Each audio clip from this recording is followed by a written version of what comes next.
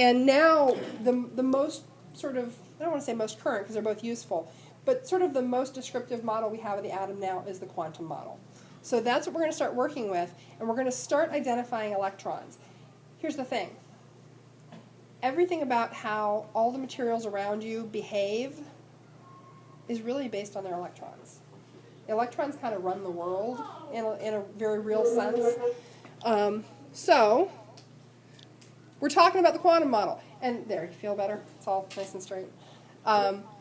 This comes out of, if you recall, the work of Planck, Einstein, de Broglie, Heisenberg, and Schrödinger. And to sum it up in one sentence, Planck says energy can happen in packets. Einstein says so can light. De Broglie says, well, if a wave can be a particle, then a particle can be a wave. I think electrons are waves. And then Heisenberg says, yeah, but you can't really pin them down. And Schrödinger says, no, but I bet I can tell you about where they are. Okay? That's one sentence that describes that portion of the history. What comes out of that is a pea, like a dried pea, dipped in about 10 pounds of cotton candy. Tiny, tiny, tiny little hard nucleus surrounded by this giant ball of fuzz.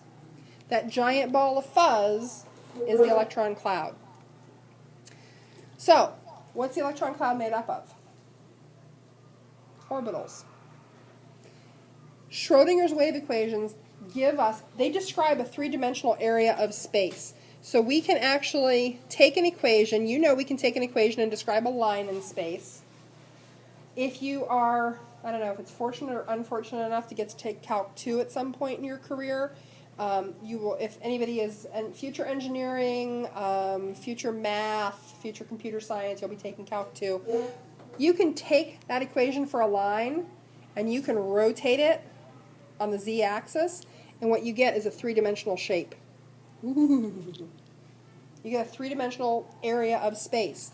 So Schrödinger's equations give us this three-dimensional area where the electrons should be found. It's a high probability. We can't pin them down. This is what Herr Heisenberg says. Doch der Heisenberg, actually. But we have these orbitals. We have these regions that we've identified that have a very high probability of having an electron. Now, the thing we kept from the Bohr model. What was the big feature of the Bohr model? What was the single biggest feature of Niels Bohr's model? Talked about this a little bit yesterday.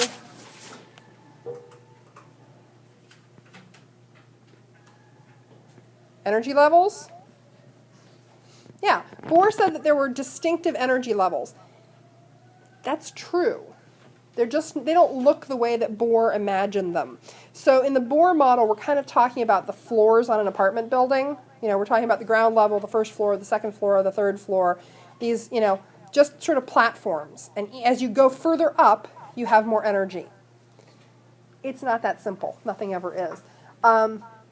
The orbitals, however, do have different amounts of energy. So that's what we're going to start to talk about. If you have, well, many of you will go off to college. I think all of you will go off to college in a couple years. And hopefully somebody will write you letters or send you birthday cards or Christmas cards or Halloween cards or, you know, Happy Mole Day cards. To do that, they're going to have an address for you. Okay? So when we talk about an atom and all the electrons in that atom, we can actually get a specific address for every single electron. Okay? This becomes important because sort of the address of the last electron tells us how the atom will behave. And we'll get to that. The system that we use for giving an address to electrons are called quantum numbers. Quantum model, quantum numbers. Now I'm going to tell you this. Here's what the state of Ohio says about learning actual values for quantum numbers. It is, and I quote, beyond the scope of a high school chemistry class, end quote. It is. We're not going there. You're not learning values for quantum numbers. That's just silly. Unless you're going to be a particle physicist, you don't need to know that. If you're really curious and really interested about it and you want to go do it on your own, have fun, knock yourself out. I don't remember any of it. So check it with somebody else. What you are going to learn is what those quantum numbers mean. So you're not going to learn specific values. You don't need to know the street addresses, but you need to know that this describes the house number, okay? There are 4 quantum numbers that give an address for any electron in an atom, okay? So for any electron in an atom, we can describe that electron specifically using 4 numbers. In terms of an address metaphor, if you have gone off to WVU, I know somebody who just went off to WVU, you're in some dormitory somewhere. WVU might be the first part of your address. We want to get a card to you. We need to know that you're at WVU. Well, we kind of need to know what residence hall you're in. So I don't know what anything is called down there, so we'll say, you know, Smith Hall. Okay, we need to know that. That would be the second level of our address. We need to know what floor you're on, right? It would be helpful if we want to get a card to you. And we need to know your room number. So, yeah, actually we might back that down a little bit even from that. But we need to know those 4 things to get a piece of mail to your hands, okay? The principal quantum number, I keep forgetting I can write on this. The principal quantum number, this is the most general part of the address. The principal quantum number is the most general part of the address. It's the biggest, vaguest piece of data. It tells us the least about where this electron is. And really, all the principal quantum number is, it's the energy level. That's all it is. It's equal to the energy level the atom's sitting in. So we have the first energy level, the second energy level, the third energy level, the fourth energy level. This is the only one for which I will ever want you to know an actual numeric value. But I will expect you to know actual numeric values for this. So, if you're on the first main energy level, guess what your principal quantum number is? 1! Very creative, the particle physicists. Really creative. If you're on the second main energy level, guess what your principal quantum number is? 2! And on the third, 3! Yeah. And on the fourth, 64. No, I'm kidding. It's 1, 2, 3, 4, 5. We really never go up above 5. I might give you one thing that goes to the 6th. We've never seen the 7th. Us here. I'm sure somebody has, but it's way too weird for us to venture into. So that principal quantum number just describes what energy level you're on. This is the broadest category. Angular momentum indicates the shape of the orbital. There are different shapes. We're going to actually look at some models of those shapes today. Magnetic quantum number is how you're oriented around the nucleus. Remember, all of these electrons are outside the nucleus. They're in these fuzzy areas outside the nucleus. And that third level is how you're oriented. And then spin is like the individual, that's the most specific level of information for an electron. That gets you down to this electron or that electron. It really identifies an individual electron. Okay, we might as well get right to the tough stuff. So for the main energy levels, that's just a number. There's the first main energy level, there's the second main energy level, there's the third main energy level. Here we're only going to talk about up to 4. 4 keeps it fairly simple for us. And notice that this little arrow here is going up. So which has more energy, the first or the third? The third. Which has more energy, the second or the fourth? The fourth. The higher up you go, the more energy you have in terms of main energy levels. The next, and that is what quantum number? Principal. Principal quantum number describes main energy level. The second quantum number, and you don't ever have to remember what it's called or any of the values for it because they're all weird. Just don't even try. It's bizarre. It's the sublevel. And the best way to think about this is the shape of orbital. There are different shapes, and boy, are they wacky. Like, seriously, weird. We have some simplified versions here, and there are simplified versions shown in your textbook. So this shape, the first shape we have is about the simplest shape we can get. It's a little sphere. That's a little bit hard to see. You all saw the blown up version, and we can pass this around. This little beach ball has a name. Now it is, what do we call something that's beach ball shaped? Spherical. It's the s orbital. Yeah. So that little beach ball is an s orbital. Now we don't need scare quotes around that. And the first main energy level, that's all it gets. So energy level 1 has only got one shape. And that shape is spherical. It's a beach ball. Now, well, we won't go there yet. So if we go up to the second main energy level, from here on out, every single energy level we encounter is going to have a beach ball. Okay? Once you have a shape, you get to keep the shape. But when we go to the second main energy level, they actually have two shapes. They're called P's, but they look like... So we've now added a p orbital. When I draw it, I usually draw it like that. Okay. So now, from 2 and up, guess what? Everybody gets p orbitals. Once you have an orbital shape, everybody above you has it too. So every single energy level above 2 has got p orbitals. So this has S, this has S and P, S and P, S and P. Okay. So far, so good? When we get to the third main energy level, are you getting the sense that we add a shape every time we go up a level? We add a shape when we go up a level. So guess how many shapes the third main energy level has? 3! And 3 shall be the number, not 4, not 2. 5 is right out.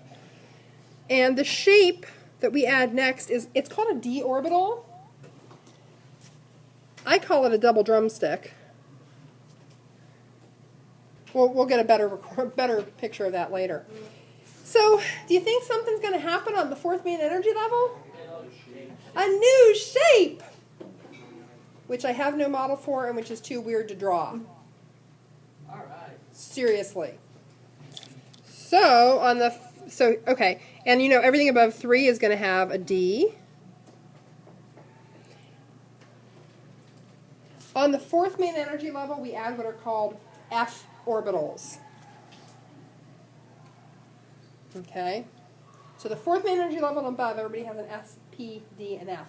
If we were to go talk about the fifth main energy level, we would be adding a G orbital. They are beyond bizarre. They are like something from the other side of the Twilight Zone. Let me pull up a picture. On our handy little chart, we're gonna simplify some things. And for each level, we're only going to talk about the shape that we're adding, the new shape. So I want you all to imagine a beach ball in front of you. You're holding it in your hands. How many ways can you turn that beach ball around the center point and make it look different? Does it look different? Does it look different? Does it look different? No. So how many ways can you orient a sphere around origin? 1. Guess how many s orbitals there are? 1, because there's only one way to orient it. So for every single level, there is one orientation. That's terrible. Well, I'll see if I can do a little bit better. 1 orientation. And here's the weird thing. If there's more than one way to orient it, we have to have more than one of it. If there's only one way to orient it, we only have one of it. Guess how many s orbitals there are on every energy level? 1! Because there's only one way to line it up. Okay, now I'm going to invite you to do a little bit of what I call chemistry dancing. You're going to love this. I'll pause the video. So, how many p orbitals do you suppose we have? 3. There are 3 p orbitals on every main energy level above 2 because there are 3 orientations. I'm just going to write 3 orient. Okay. Are you getting the sense that it gets weirder the higher you go? Yeah. How many ways do you figure there are to orient this thing? 6. 2, 6, 4, 14, 36. 5. 5. There are 5 orientations for a d orbital, and I will attempt to show them to you.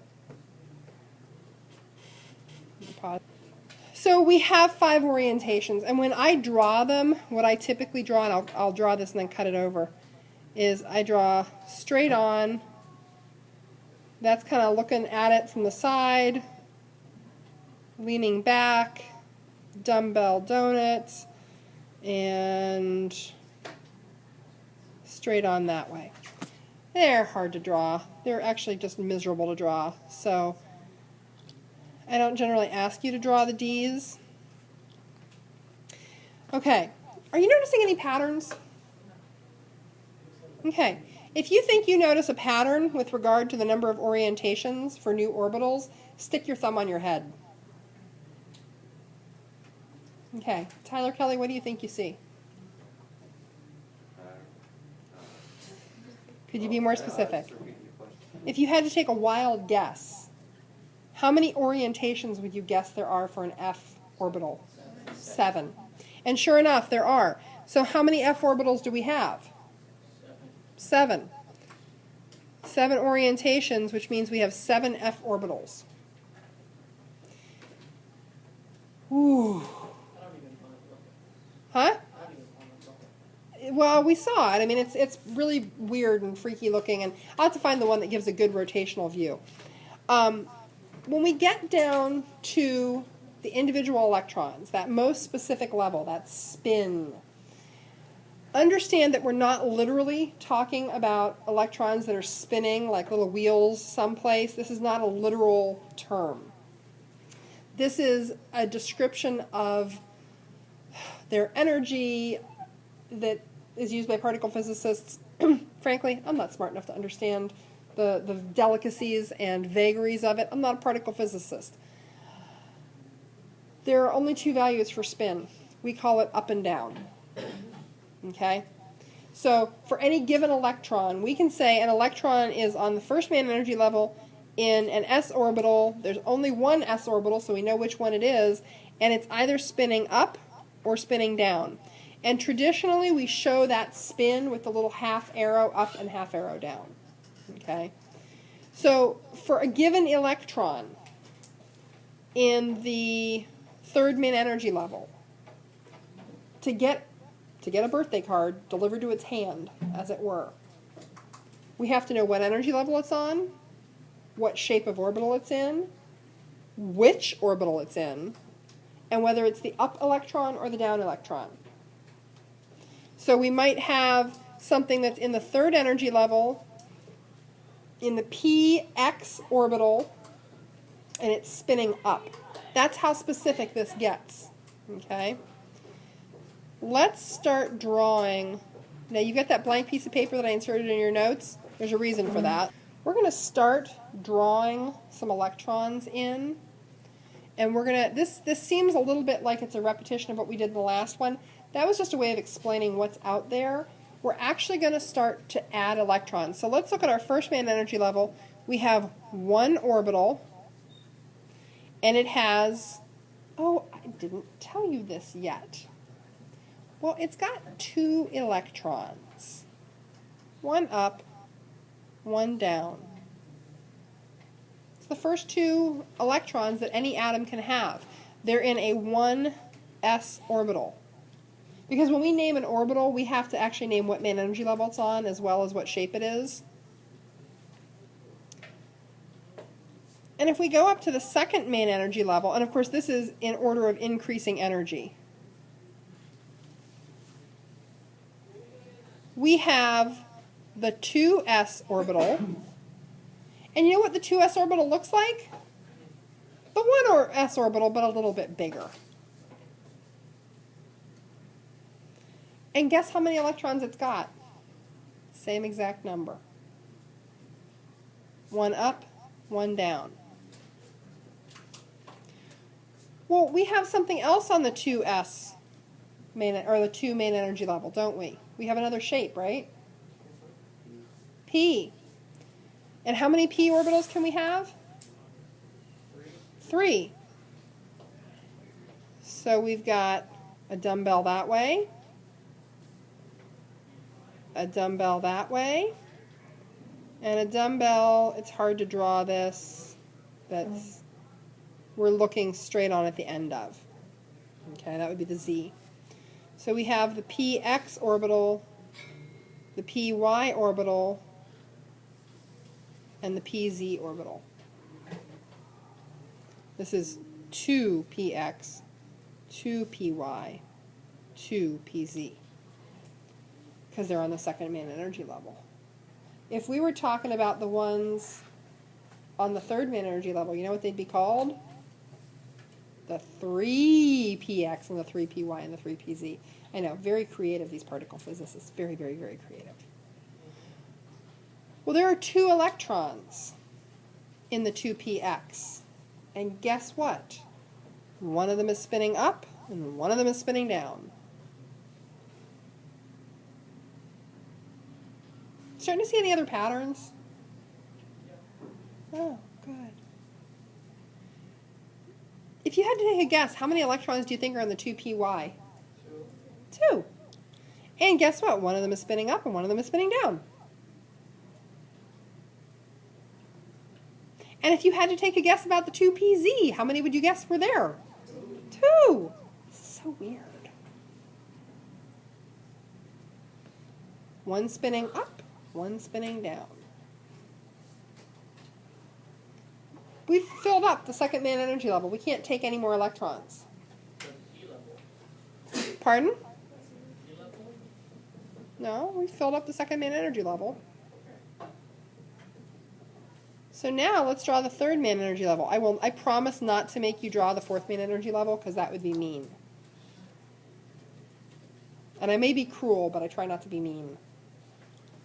Okay, so on the third main energy level, we have an s orbital. Guess what it's called?